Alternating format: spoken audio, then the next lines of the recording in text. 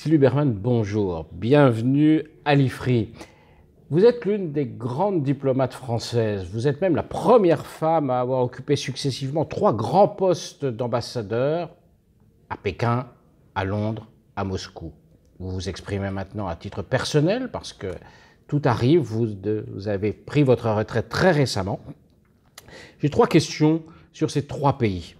D'abord, évidemment, la Chine, le coronavirus. Est-ce que vous trouvez, vous qui êtes une passionnée de la Chine, qui connaissez très bien ce pays où vous avez fait vos études, est-ce que vous trouvez que le gouvernement chinois fait ce qu'il faut contre l'épidémie du coronavirus? Alors, je crois que le gouvernement chinois a réagi cette fois-ci très vite, en tout cas beaucoup plus vite que lors de la crise du SRAS en 2003, qui avait pris plusieurs mois.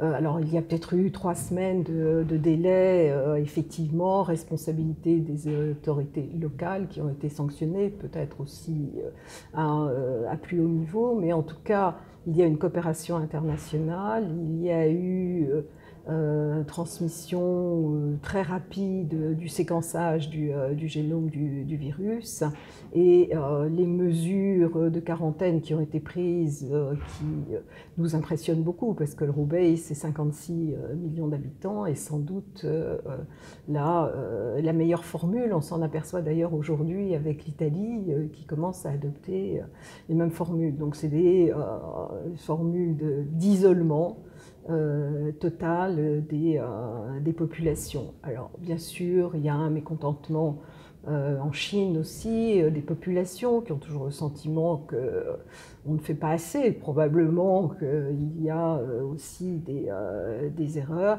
et c'est les seuls sujets sur lesquels les citoyens ont plus ou moins le droit de s'exprimer, la santé, l'environnement.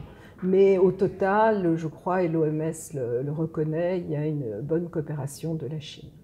Donc c'est globalement positif. Globalement positif, c'est difficile à dire parce que c'est une crise majeure. On ne sait pas si on pouvait l'éviter. Je crois qu'en l'état des connaissances scientifiques, c'est très difficile et on ne sait même pas complètement comment le virus est devenu transmissible à l'homme, même si on sait qu'en Chine, il y a une grande proximité entre des animaux vivants, voire semi-sauvages, et la population.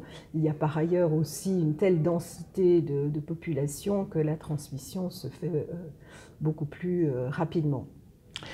Vous étiez encore il y a quelques mois à Moscou, vous étiez au moment où le président Macron a décidé une politique de main tendue, on va dire, à la Russie.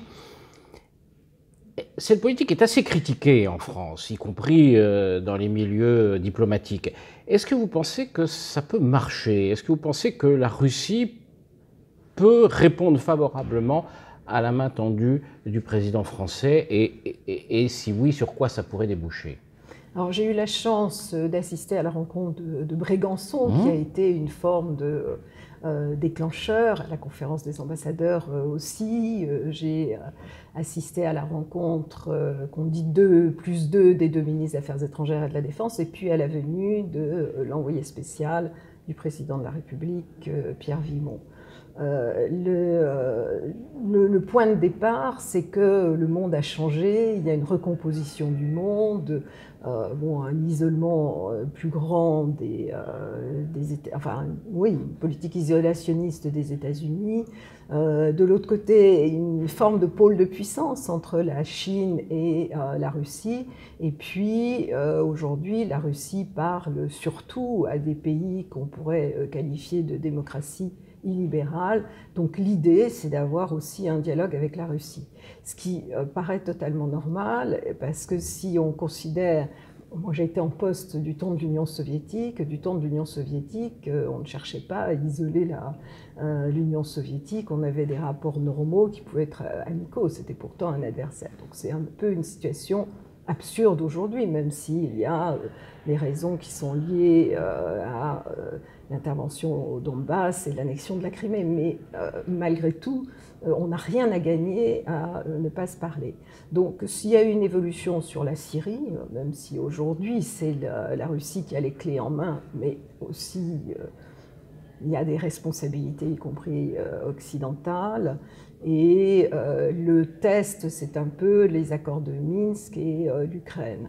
Alors souvent, on dit que rien ne s'est passé au sommet à Paris, mais c'est totalement faux, parce que toutes les décisions qui ont été prises avant le désengagement, la rencontre bilatérale entre Poutine et le président ukrainien, c'est quand même le résultat justement de la rencontre de Brégançon, ce qui a d'ailleurs été dit par le président ukrainien. Donc il y a eu des résultats, il est entendu qu'il y aura une réunion à Berlin dans le courant du printemps. Une date avait été évoquée, elle peut peut-être être repoussée, mais l'idée est de poursuivre. C'est difficile, mais en ne faisant rien, on a toute certitude de n'avoir rien. Donc c'est ce qu'il faut faire. Le président, effectivement, a raison d'aller dans cette ligne, et Poutine est très attentif. Alors, il y a des forces qui sont plus réticentes en Russie. On vient de voir que Surkov finalement a quitté ses fonctions, et je crois que c'était quelqu'un qui effectivement c'était donc un conseiller très proche de Poutine, et c'était son conseiller principal sur l'Ukraine. Et pendant un temps, il a eu un dialogue avec Volcker aux États-Unis, dont il n'est rien sorti. D'accord. Dernier sujet, le Brexit qui vient d'avoir lieu. Avant d'être à Moscou, vous étiez à Londres.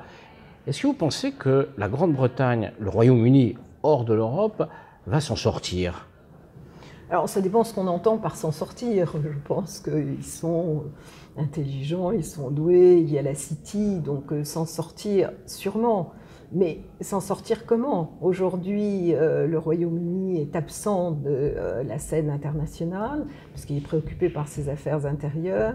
Ce sera 68 millions d'habitants face à des États-continents comme la Chine, la Russie ou l'Inde, bon, plus tard le Brésil, bon, sans mentionner les États-Unis bien sûr. Et donc ça sera beaucoup plus difficile parce qu'ils seront beaucoup plus sensibles aux pressions que quand on est solidaire. Je crois que c'est Michel Barnier qui a dit ils ont choisi d'être solitaires plutôt que solidaires à un moment où il y a justement l'émergence de grands États. Donc je pense que ça sera beaucoup plus difficile pour eux. Cela dit, il y a encore un an, pas tout à fait un an, 10 mois de négociations, puisque normalement le Brexit doit entrer en vigueur le 1er janvier 2021. Je crois que l'erreur qui a été faite au départ par les autorités britanniques, c'est de considérer que le Brexit, c'était immédiat. Et d'ailleurs, le représentant permanent à Bruxelles a été licencié pour avoir osé dire que c'était un processus de longue haleine. Donc on n'est pas à la fin de la négociation.